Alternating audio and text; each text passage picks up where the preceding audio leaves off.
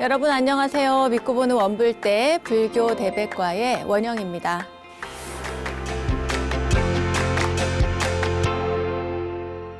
꽃을 보고 기뻐하는 것보다도 꽃을 예쁘게 피워놓고 남을 기쁘게 하는 마음, 그것이 바로 자비의 마음이다.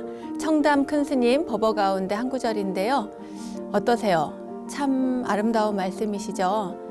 향기로움으로 타인에게 기쁨을 주는 것이 진정한 자비의 마음씨라는 선지식의 큰 가르침이 오늘은 더 따사롭게 들려옵니다. 저도 이렇게 길을 가다가 길가에 놓인 화단을 또 자비를 들여서 아름답게 정비하는 그런 거사님을 뵌 적이 있는데요. 오며 가며 사람들 눈 좀 즐거워지라고 꽃을 심고 있어요 라며 담백하게 말씀을 하시는데 참 마음이 좋아지더라고요. 나보다는 남을 먼저 생각하는 마음, 이러한 마음들이 세상을 물들이면 참 좋겠습니다. 봄 햇살처럼 세상을 환하게 비추는 그런 마음들로요. 자, 마음을 행복으로 물들여가는 그런 시간이죠. 원영 스님의 불교 대백과에서 오늘도 참된 가르침을 찾아 떠나보겠습니다. 자, 준비되셨죠? 자, 그럼 출발해 볼게요. 여러분, 어서 모이세요.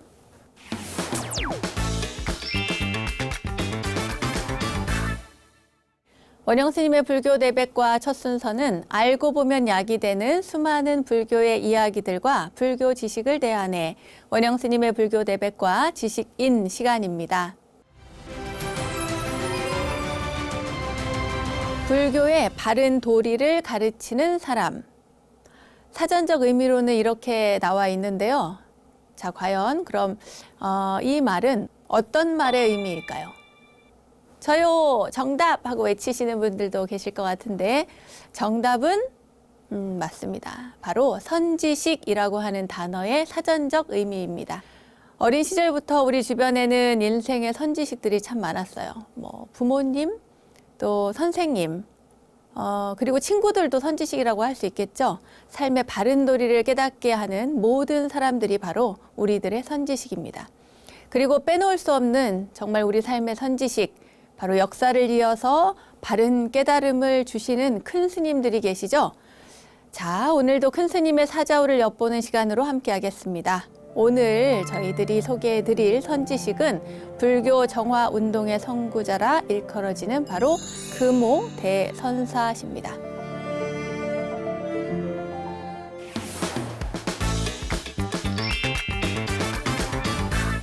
금오 선사는요, 금오 큰 스님은 1896년에 출생을 하셨습니다.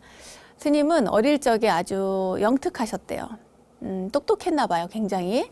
마을의 아이들과는 또 다른 그런 남다른 사고를 가지고 있었는데 뭐 무슨 일을 하든지 언제 어느 때건 약간 뭐랄까 고집이 좀 세다? 이렇게 세다는 느낌을 갖게 하고 또 생각도 아주 깊었다고 합니다. 그리고 시골에서 아무리 공부를 잘해도 그때 당시는 이제 그 일본이 이렇게 우리나라를 강제적으로 이렇게 점유하고 있을 때였으니까요. 조선인으로서는 나중에 크더라도 결코 출세를 보장받을 수 없다. 이런 사실을 일찍부터 알았다고 합니다. 이런 이야기가 있어요. 하루는 공부를 열심히 해야 되는데 공부를 안 한다는 이유로 형에게 혼났습니다. 매를 맞았는데 그때 이 어린 스님이 이야기하기를 아니 그까짓 거 글 공부한다고 해서 뭐 하냐고 쓸데도 없는데 이렇게 따지고 들었다는 이야기가 있습니다. 아무튼 일제강점기에 변변한 교육기관 하나 없는 그 강진의 시골 마을에서 그것도 인생의 성공을 보장받을 수 없는 조선인이 그렇게 공부를 열심히 해서 매달린다고 하는 것이 아주 탐탁지 않았던 모양이에요, 스님은. 그래서 1911년 초가을 어느 날입니다. 이거저거 따지고 고민하다가 백년사를 가게 되는데 강진의 백년사 여러분 가보셨죠? 아주 아름다운 사찰인데 그때 나이가 14살이었대요. 14살에 백년사를 갔다가 백년사에서 한 스님을 만나게 됩니다. 이 백년사의 스님께서요. 이 어린 소년에게 인생에 대한 큰 화두를 주셨다고 합니다. 그러면서 네 인생에 대해서 그 해답을 던져줄 수 있는 사람은 저기 금강산 마하연에 있는 도암선사뿐이다. 그러니 그 고승을 찾아가라. 이렇게 이야기를 했대요. 그렇게 해서 스님은 결국 가족들의 만류를 뿌리치고 떠납니다. 그때 나이가 16살 되던 해래요. 그러니까 16살에 금오 스님이 되시는 거죠. 출가를 해서. 근데 이 생각을 해보세요. 강진이 어디입니까? 저쪽 남쪽 끝이잖아요. 거기에서 그 개나리 보찜 그거 달랑 하나 메고 저기 금강산 마하연에 있는 선원까지 걸어서 갑니다. 무려 3개월이 넘게 걸리는데 16살 소년이 걸어서 석 달 열흘 만에 그곳에 가게 됩니다. 여러분 생각을 해보세요. 석 달 열흘 보통의 의지로는 가기 어렵습니다. 근데 옛날에는 출가하러 갈 때 대중교통이 있어도 그 걸어서 가시는 분들이 있었어요. 그리고 또 뭐 그렇다고 지금 아예 없는 건 아닙니다. 저도 언제지? 한 몇 년 전에 들은 얘기인데 해인사에 출가를 하러 가는 그 젊은 스님이 그러니까 행자가 출가를 하러 가는데 해인사까지 걸어가겠다는 거예요. 그래서 제가 말렸죠. 가면 얼마나 고생을 하는데 여기서 미리부터 걸어서 가냐 해인사까지. 서울에서 해인사 거리가 얼만데 제가 말렸거든요. 그런데 그 굳은 의지로 한번 가보겠다고 그래서 갔습니다. 가가지고 정말 출가를 했어요. 그래서 나중에 몇 년이 지난 뒤에 제가 만났는데 그래 그때 그렇게 걸어서 가니까 어떻느냐고 물어봤죠. 물어봤더니 정말 너무 힘들어 죽을 뻔했대요. 그러나 다만 내가 출가의 의지를 가지고 거기까지 걸어서 갔다는 그것은 평생 남습니다. 이렇게 이야기를 하더라고요. 평생 남을 것 같대요. 아무튼 16살에 걸어서 석 달 열흘 만에 그야말로 천신만고 끝에 그 금강산 마하연에 이 금오 스님이 그러니까 행자가 도착을 합니다. 그러니까 제자 되기를 청하죠. 가서 누구? 도암 선사에게.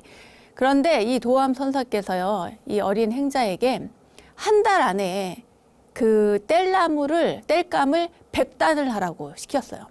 그 뗄감 100단을 나무를 해오면 그때 제자로 삼겠다. 한 달 동안 그렇게 하라 이거예요.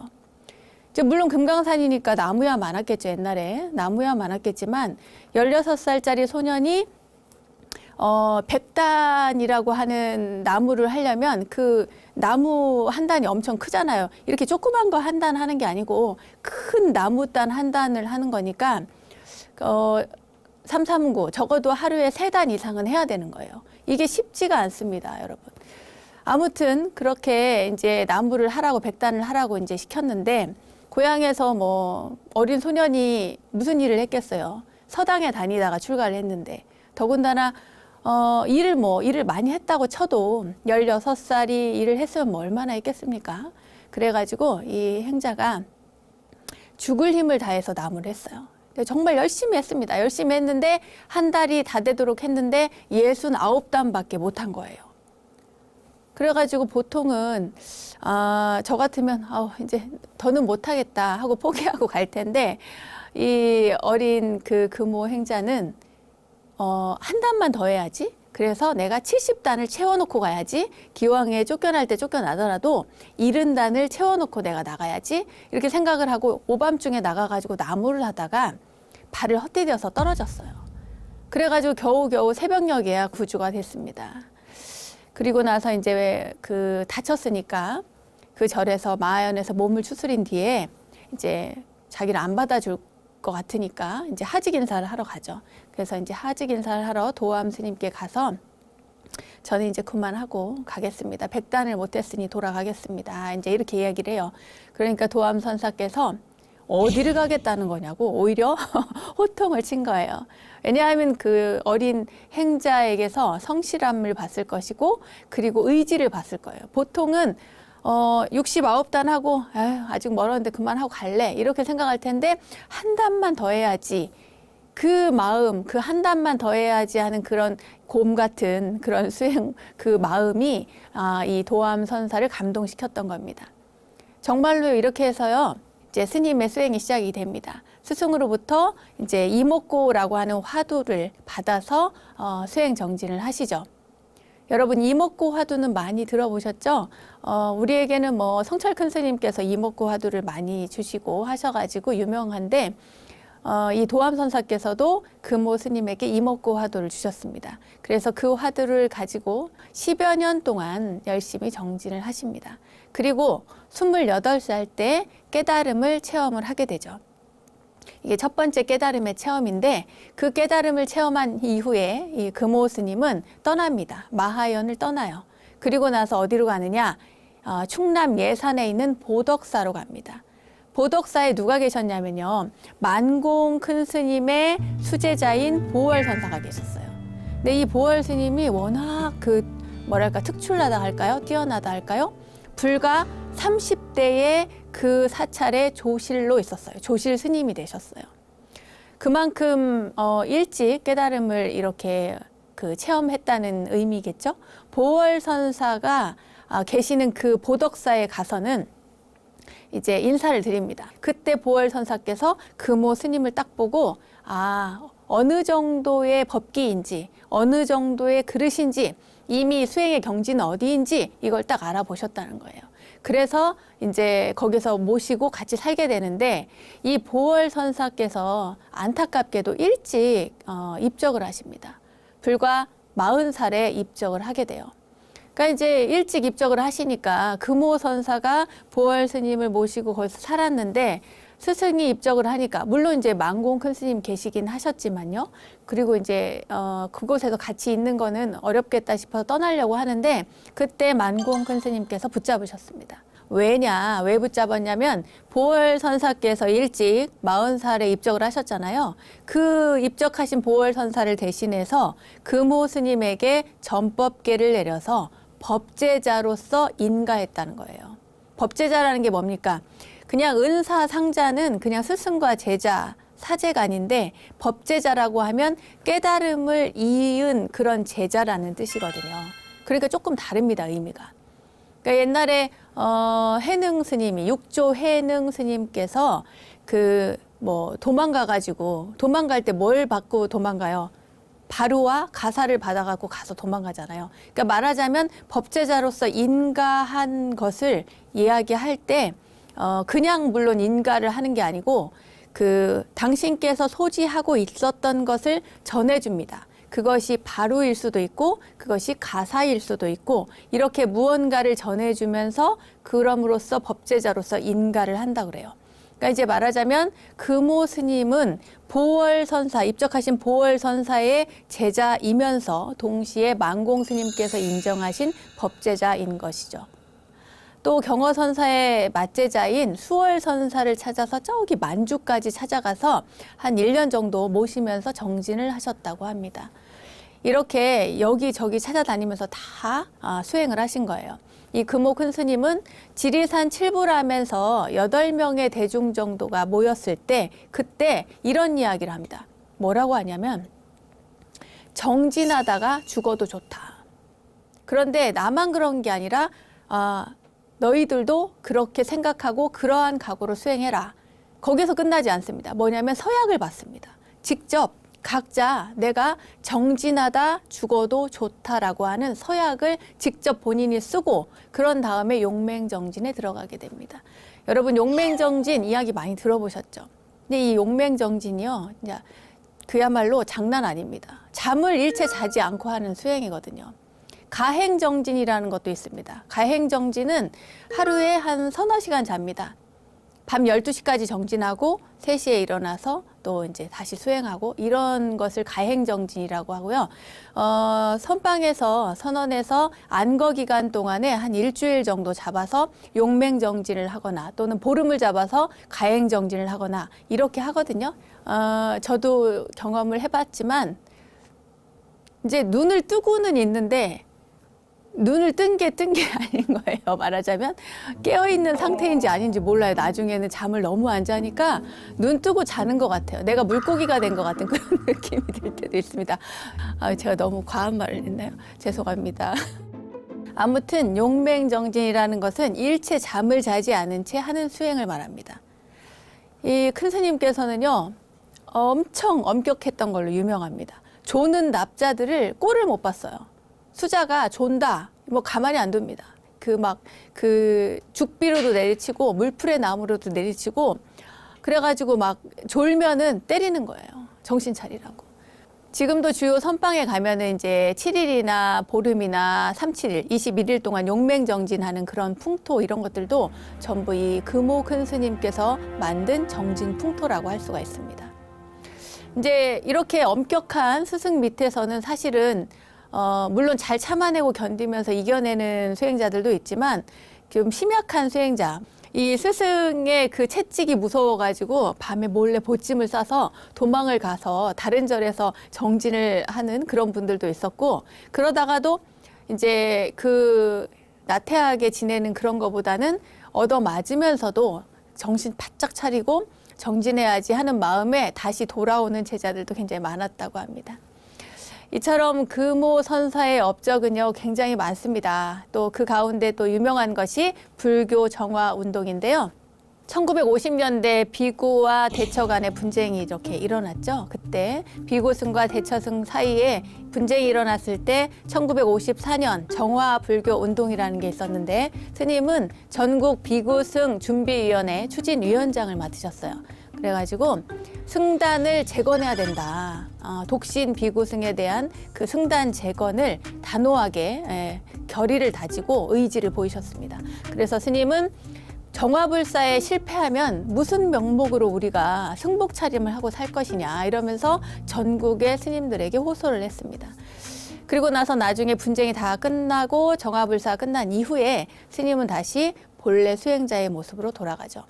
특히 스님은 전국의 선원을 돌면서 많은 후학들을 이렇게 지도를 하셨는데 월산 스님, 범행 스님, 탄성 스님, 이두 스님, 또 회정 스님, 월성 스님, 월주 스님 뭐 이런 분들, 기라성 같은 제자들이 전부 다 이 분의 지도를 받았습니다. 일제불교에 찌들어 있던 한국 불교를 전통 선불교의 반석 위에 올려놓으신 분이 바로 금오 선사십니다.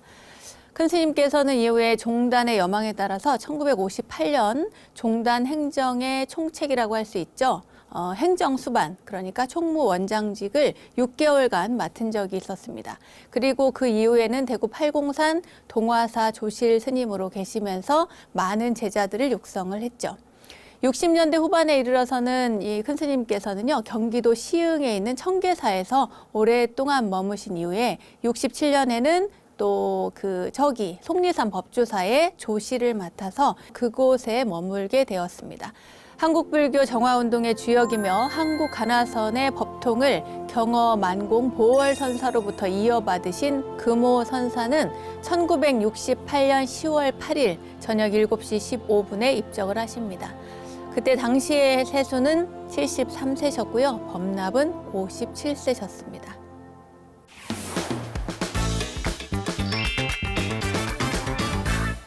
큰 스님의 일화에 대해서 조금 이야기를 해드릴게요. 이제부터 먼저 이제 특이한 태몽을 꾸셨다고 해요. 어머니께서요.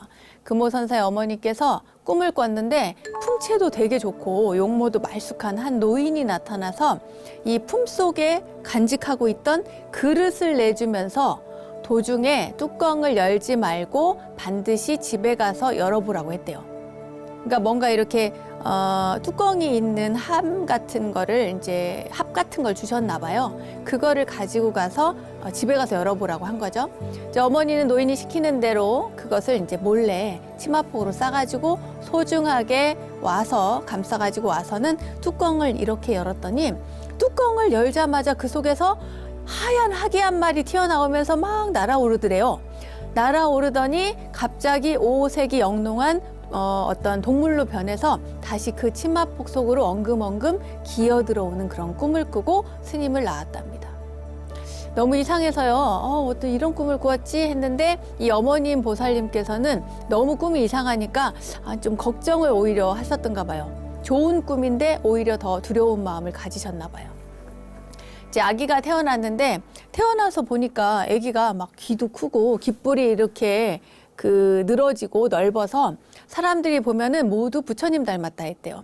부처님, 귀도 부처님이고 턱 모양도 이렇게 부처님 턱같이 생겼다고 나중에 출가해서 스님이 되면 큰 스님이 되겠다 이런 이야기를 많이 했다고 합니다. 이제 소문이 파다하게 났었나 봐요. 이제 이게 태몽이 그랬다 이런 이야기입니다. 네. 그리고 큰 스님께서는 물론 이제 큰 스님들은 기행을 많이 하시는데 경어 큰 스님만큼은 아니더라도 금오선사께서도 그렇게 기행을 하신 분들 가운데 한 분이신데 그 기행 가운데 이런 이야기가 있습니다. 뭐냐면 거지 생활을 한 거예요. 거지들이랑 같이 생활을 하신 거예요.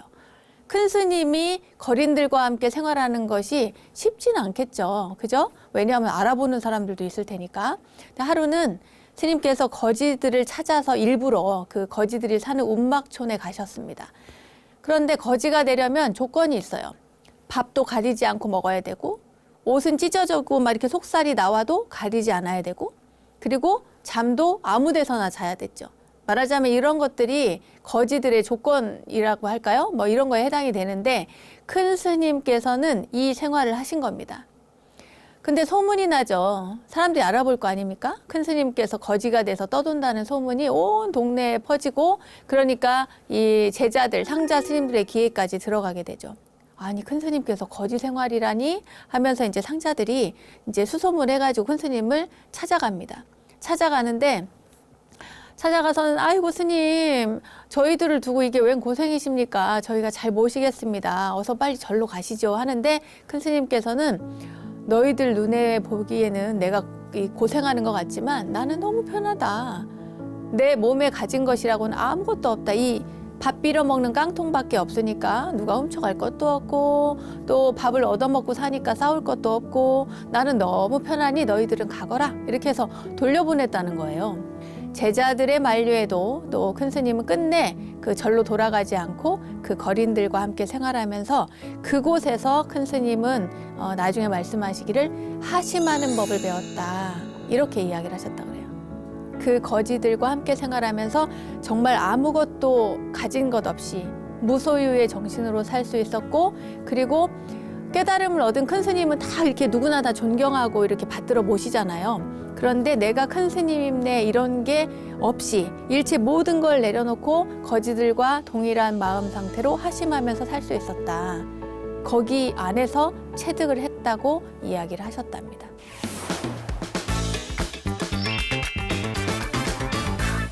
큰 스님은 오는 사람은 막지 말고 가는 사람도 붙잡지 않는다. 이런 우리 뭐랄까 절집안의 불문율이랄까요? 이런 것들을 고스란히 실천한 그런 스님이셨는데 그래서 스님은 찾아오는 사람들을 다 받은 거예요. 그러니까 제자가 굉장히 많았던 거죠. 그 제자 가운데 월자로 시작되는 법명을 많이 이렇게 주셨는데 그 제자가 얼마나 많냐면 뭐 월만, 월성, 월주, 월서, 월탄, 월조, 월포, 뭐 월담 등등등등 엄청 많은 헤아릴 수 없는 스님들이 굉장히 많이 있었고 그래서 월자로 시작되는 법명을 받은 제자가 하도 많아서요. 일명 월자문중이라고 한다는 그런 말도 생겨났을 정도입니다.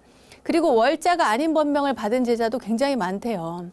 아무튼 이렇게 그 삭발 출가하겠다고 찾아오는 젊은이들에게 그래라 하시면서 이제 까다롭지 않게 되게 자비롭게 출가를 허락을 하셨어요. 그런데 허락만 그렇게 인심 좋게 하시고 일단 머리를 딱 깎고 나면 그때부터는 뭐 인정사정 없이 아주 그냥 혹독하게 참선 수행을 시키셨어요. 엄청나게 몰아세우면서 막 수행을 시키셨죠. 뿐만 아니라 참선 수행 중에 누가 졸고 있는 수자에게 이렇게 한두 번은 장군죽비를 내리쳐서 장군죽비 뭔지 아시죠, 여러분? 죽비가 보통 요만하거든요. 장군죽비는 이렇게 길어요.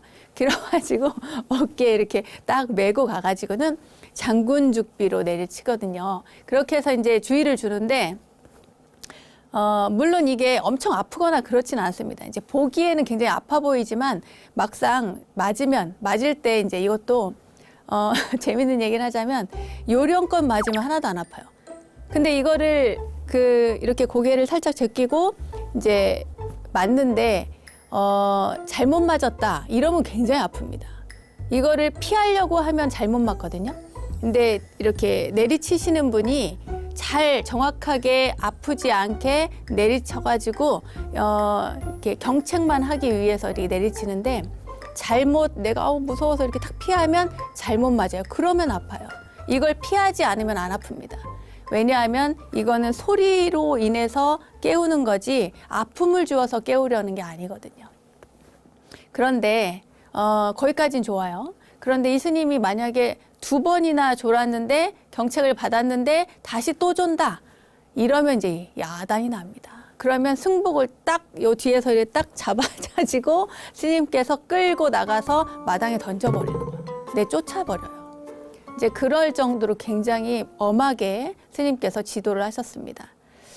그리고 금호 큰 스님은 남다른 점이 또 한 가지가 있었어요. 뭐냐면 이렇게 만행을 많이 가셨는데 만행을 다니는 동안에 이제 걸망을 지고 갈 거 아닙니까? 그 안에 뭐가 들었냐면 천막이 들어있대요. 천막. 그러니까 요새 말로 하면 이제 말하자면 텐트를 칠 수 있게 그 텐트를 들고 다니는 거예요. 어디를 가시면 꼭 그걸 가지고 갑니다. 여름 겨울 안거를 마친 금호 큰 스님께서요, 이렇게 해제철이면 어김없이 북으로 남으로 뭐 여기저기 다니시는데 팔도강산을 정처 없이 돌아다니면서 행각을 하니까 행각하면서 수행을 멈추지 않으시니까요. 글쎄요, 보통은 옛날에는 이제 만행하다가 잘 곳이 없으면 큰 절에 가서 하룻밤 묵게 해주십시오라든지 아니면 암자에 가서 하룻밤만 좀 신세지겠습니다 하면 보통은 다 재워줬습니다. 지금은 좀 어렵겠지만요. 예. 그런데 금호 큰 스님인 행각을 하다가 해가 지면 그 근처에 솔밭이나 뭐 모래 언덕이나 나무 아래나 이런 데다가 자리를 피는 거예요. 그러니까 가지고 온 천막을 그곳에 치고 그 안에서 주무시는 게 아니고 정진을 합니다. 하룻밤 철야정진, 용맹정진을 하시는 거죠. 그렇게 해서 늘 그렇게 천막을 가지고 다니셨답니다. 그러니까 얼마나 무거웠겠어요. 금호 큰 스님은 충청남도 안면도 백사장 솔밭에서도 여러 번 이렇게 천막 생활을 하면서 참선 수행을 하셨던 적이 있는데 어느 해인가 그 겨울에 너무너무 추운데 그 혹독한 추위 속에서 눈보라를 헤치면서 제자를 데리고 와요. 누구냐면 월서 스님과 월초 스님을 데리고 어딜 가냐면 지리산 천왕봉 아래까지 갑니다. 가서 기어이 거기를 올라가서 천막을 치고 그리고 밤새도록 참선 수행을 했다고 합니다. 그러니까 그 모래사장에서 그 추위에 거기 안면도에서 하신 것도 뭐 보통 일이 아닌데 거기서 천막까지 다 챙겨가지고 지리산에 가가지고 그 눈 속에서 지리산을 올라가가지고 그 천왕봉까지 그 아래까지 기어이 올라가서 거기서 수행을 하셨다는 거예요, 겨울에. 아이고, 고개가 절레절레 흔들릴 정도로 그럴 정도로 아주 혹독하게 정진을 하셨습니다. 이 금호 큰 스님은 또 나중에 대구 팔공산 동화사 선방에 이렇게 정진을 하셨는데요. 그때 이야기도 또 유명한 일화가 있습니다. 그때 당시에 아주 젊은 수자 가운데 공부를 잘하는 수자가 있었어요. 그래서 그 수자 이름이 뭐냐면 해암 스님인데 해암 스님에게 그대는 악행을 짓지 않고 선을 받들어 행하며 스스로를 맑게 하는 것이 여러 부처님의 가르침이라는 뜻을 알고 있는가? 이렇게 물었어요. 이때 해암 스님께서 느닷없이 그 질문을 받고 나서 답변 대신에 달려들어서 큰 스님의 목을 뒤로 확 이렇게 적겨버렸다는군요, 글쎄. 저 같으면 못할 텐데 큰 스님한테 어떻게 그렇게 했을까요? 그런데 이러한 봉변을 당한 금호 큰 스님께서 당황해 하시지 않으시고 오히려 너무 기분이 좋게 웃으시면서 한마디 하셨대요. 뭐라고 하셨냐? 그러고 보니 우리 동화사에도 제법 사자 새끼 같은 게 있기는 있네. 그러면서 웃으셨다는 거예요. 금호 큰 스님은 이때 벌써 이 해암 스님의 남다른 성기를 알아보셨던 거죠. 해암 스님이 누굽니까? 해암 큰 스님. 바로 해인사의 방장을 거쳐서 조계종 종정까지 하신 분이시죠. 해암 큰 스님을 일찍 젊은 나이부터 알아보셨던 겁니다.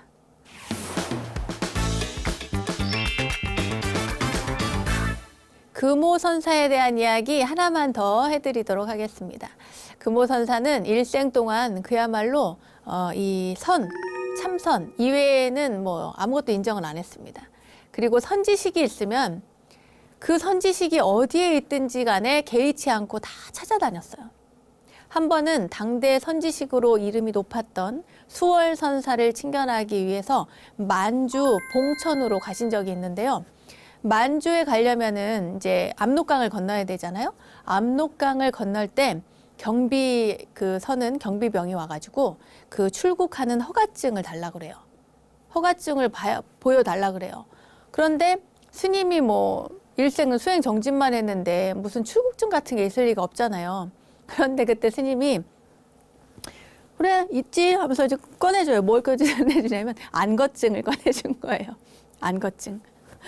출국증을 달라는데 안거증을 꺼내준 겁니다. 그러니까 그러면서 이제 경비병이 너무 어이가 없을 거 아니에요. 그런데 스님께서 너무 당당하게 딱 보여주면서 이거야말로 국가가 인정하는 1급 출국증이다. 이렇게 막 둘러댄 거예요. 어찌나 말씀을 잘하시는지 그 임기응변이 너무 뛰어나서 경비병이 그만 통과시켜줬답니다.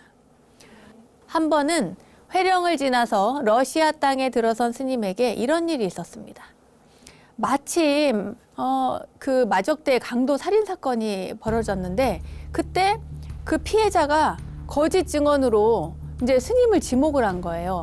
그래가지고 이 스님이 잡히게 됩니다. 큰 스님께서 잡혀가지고 감옥에 가게 되는데 물론 이제 며칠 후에 진범이 잡히긴 했어요. 그런데 풀어주질 않는 거예요. 감옥에 갇혔는데 그때 이제 감옥에 같이 있던 한 조선인이 아이고 러시아 사람들이 아마 감옥에서 안 내보내줄 거라고 다 이제 그 피해자의 보복이 두려워서 풀어주지도 않고 그럴 거라고 이제 이야기를 한 거예요. 그러니까 이제 스님은 가부좌를 딱 틀고 그때부터 관세음보살님을 염하기 시작한 거예요. 관세음보살. 관세음보살님 계속 염송을 합니다. 그런데 그렇게 딱 3일이 됐는데 3일째 되던 날 밤에 꿈에 어떤 사람이 딱 나타나요. 꿈인지 이제 기도 중이었으니까 비몽사몽간이겠죠. 누가 나타나더니 갑자기 감방에 이렇게 새창살이 있을 거 아닙니까? 새창살을 딱 뽑아요. 뽑고는 미소를 씩 짓는 그런 거를 이제 본 거예요. 꿈인지 뭔지 비몽사몽간에. 그러고 나서 스님께서 기도를 하다 번쩍 일어나가지고 그 자리에서 가가지고는 쇠창살을 딱 손으로 뽑습니다. 아니 이게 웬일이에요. 근데 손으로 딱 뽑았는데 그게 뽑히더래요. 그래가지고 그걸 뽑고 그리고 무사히 감방을 나오는데 나오다 보니까 문지기들이 다 자느라고 몰라. 그래서 스님이 무사히 그 감옥에서 나올 수 있었답니다. 기도의 가피로 탈옥을 하셨다는.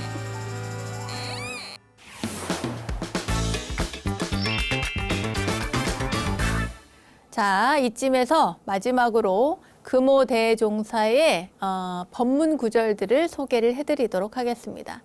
큰 스님께서 이런 구절을 남기셨습니다. 깨달음을 등지고 티끌과 부합하여 악도에 들어간다면 육도를 왕래하여 온갖 고통의 씨앗을 받으며 쉴 겨를이 없으리라.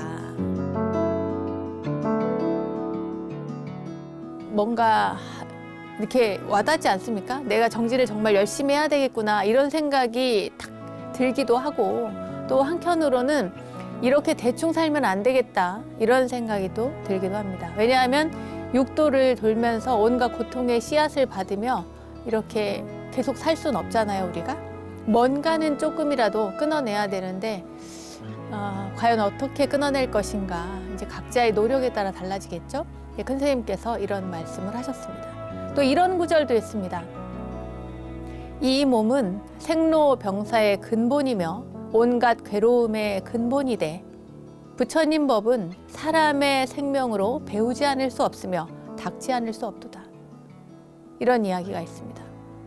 예전에도 뭐 저희가 불교 교리 관련해서 여러분들께 말씀드릴 때 이 육신이 바로 생로병사의 근본이라는 것 그리고 또 오온 때문에 모든 일들이 일어난다는 것 이것에 대해서 말씀을 많이 해드렸죠.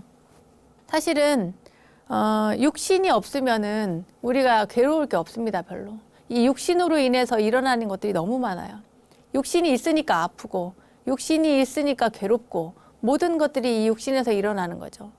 이 육신 물론 이 육신 안에는 정신까지 다 포함을 해서 이 뇌까지 다 포함해서 안입이 설신이 이 모든 것들이 있어서 우리가 고통도 받고 또 악업도 짓고 물론 선업을 지을 수 있는 것도 바로 이 육신이 있기 때문입니다. 그러니까 인간의 몸으로 태어나서 우리가 부처님 법에 따라서 수행하고 정진하고 뿐만 아니라 좋은 업, 선한 업을 짓고 자비심을 베풀면서 무중생과 함께 살아갈 수 있는 것 이것이 바로 우리가 불교를 믿는 가장 근본적인 이유가 아닐까 이런 생각이 듭니다.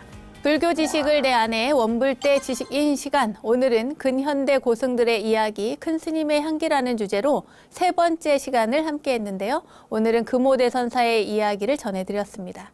항상 자기를 낮추는 마음인 이 하심을 강조하면서 평생을 참선으로 일관했던 진정한 수행자, 한국 현대 불교의 수많은 동량을 길러낸 법의 어머니로 불리는 금오 큰 스님의 향기는 우리들에게도 영원히 기억될 것입니다.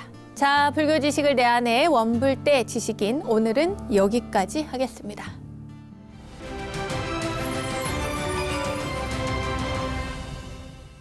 저절로 알게 되는 사찰 이야기, 오늘은 이절로, 아니 저절로 시간입니다. 오늘은요, 서울 금천구 시흥에 자리한 삼성산 호압사로 떠나봅니다.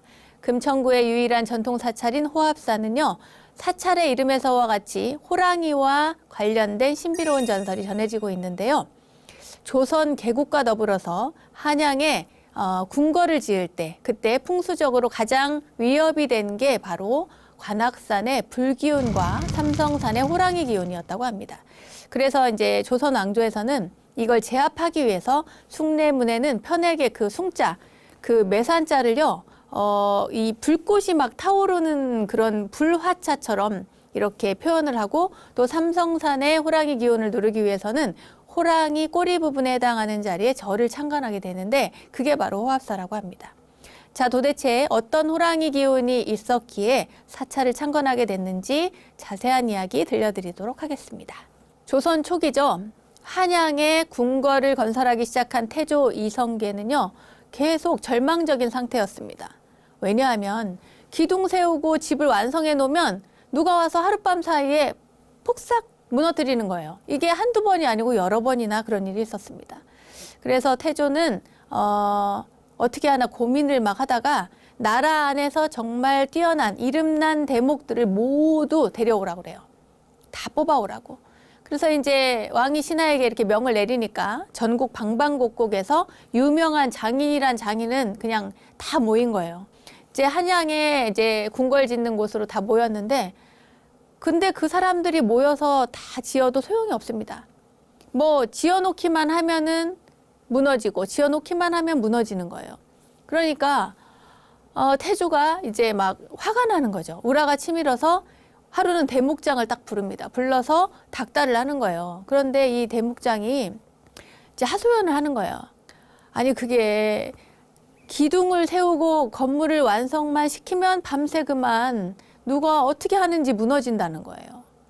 열심히 해도 아무리 잘해도 무너진다는 거예요. 오히려 일꾼들이 이 궁궐 짓는 일을 두려워한다고 합니다. 왜냐하면 열심히 해놨는데 무너지니까 이건 무슨 문제가 있다. 그래가지고 왜 사람들이 그 나무배다가 잘못되면 그 나무 안 건드리잖아요. 그런 것처럼 그 건물 짓다가 자꾸 다치면 그 건물 안 짓습니다. 보통 뭐 절집에서 쓰는 말인지 잘 모르겠습니다. 동티 났다고 하는데 동티 났다는 말 들어보셨어요? 몰라. 이러면 너무 전문 용어를 썼구나. 심지어는 저희 장인들과 일꾼들이 일을 끝내고 집에 돌아가서 잠자리에 들면 한결같이 꿈에 무서운 호랑이가 나타나서 잡아먹을 듯이 으르렁거리면서 달려든다는 거예요. 목수들이 그래서 다들 도망갈 생각만 하고 있다는 거죠. 이 이야기를 왕에게, 태조 이성계에게 합니다. 그러니까 이성계가 화가 나가지고 도망가는 놈은 다 죽일 거라고 이렇게 협박을 해요. 그래서 장인들이 안 되겠다 싶어가지고 도대체 무슨 일인가, 밤에 그러면은 다 지어놓고 한번 지켜보자. 왜 무너지는지. 이렇게 하고 이제 지킵니다. 그랬더니 밤에 호랑이 같이 생긴 괴물이 나타나가지고 벽과 기둥을 모조리 부숴버리는 거예요. 그래서 그거를 태조 이성계에게 고합니다. 그 사실을 알고는 이성계가 직접 그 장군들을 데리고 나타나요. 궁궐타에 와 보니까 진짜 밤에 호랑이 모습의 괴물이 나타나가지고 이 건축 중인 건물을, 궁궐을 막 어지럽히면서 부수고 때려 부수고 하는 거예요. 그 이성계가 화를 쏘라고 명을 내리죠. 그 괴물을 잡으려고. 근데 이제 화살을 비오도 쏴도 소용이 없는 거예요. 괴물한테는 아무 지장이 없어. 못 이깁니다. 그래가지고 이제 이성계가 한탄을 하죠. 아마 한양은 내가 이곳에 도읍을 정할 곳이 아닌가 보다. 한양은 내가 도읍을 정할 곳이 아닌가 보다. 이렇게 생각을 하면서 이제 한탄을 하고 고민을 해요. 그런데 고민할 때 한 노인이 나타나서 방법을 알려줍니다. 저기 한강 남쪽 산 봉우리가 보입니까? 이렇게 물어요. 그래서 이제 이성계가 이렇게 멀리 이렇게 쳐다보니까 산이 보이는데 깜짝 놀라게도 그 산의 모습이 그 궁궐을 해치던 그 호랑이 모습이랑 똑같은 거예요. 이제 너무 놀라죠. 이제 노인이 이야기하기를 시흥에서 동쪽에 위치한 관악산 줄기의 삼성산이라는 산인데 저 호랑이 산봉우리에 길을 누르면 궁궐을 완성할 수 있다고 그래요. 그래서 이제 태조가 어떻게 하면 되냐고 하니까 호랑이는 본래 꼬리가 밟히면 꼼짝을 못하는 짐승이니까 그 호랑이 꼬리에 해당하는 그 부분에 절을 지으라고 일러줍니다. 이튿날 태조 이성계는 그 명을 내려서 당장 그곳에 절을 지으라고 시켜요. 근데 절을 이렇게 순식간에 짓죠. 빨리 속도를 내가지고. 절을 다 짓고 나니까 그 다음부터는 궁궐을 지어도 무너지지 않는 거예요. 어떠한 공사를 해도 무너지지 않는 거죠. 그야말로 순조롭게 진행이 됩니다. 그 후에 삼성산의 억센 기운을 눌러서 궁궐 공사를 무사히 마쳤다고 해서 이 절의 이름을 호압사라고 불렀다고 합니다.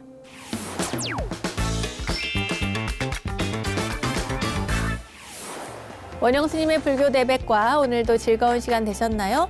세상의 모든 불교 이야기를 모아서 전해드리고 있는 원영 스님의 불교 대백과 오늘은 근현대 고승들의 이야기 큰 스님의 향기라는 주제로 금오 큰 스님의 이야기를 전해드렸고요. 금천구 시흥에 자리한 호압사의 전설까지 전해드렸습니다. 알매 지혜가 가득한 시간 원불대 오늘은 여기까지입니다. 다음 원불대 이야기들도 여러분 기대해 주시고요. 저는 여기서 인사드릴게요. 믿음직한 원불대, 믿고 보는 원불대 다음 시간도 잊지 마세요. 감사합니다.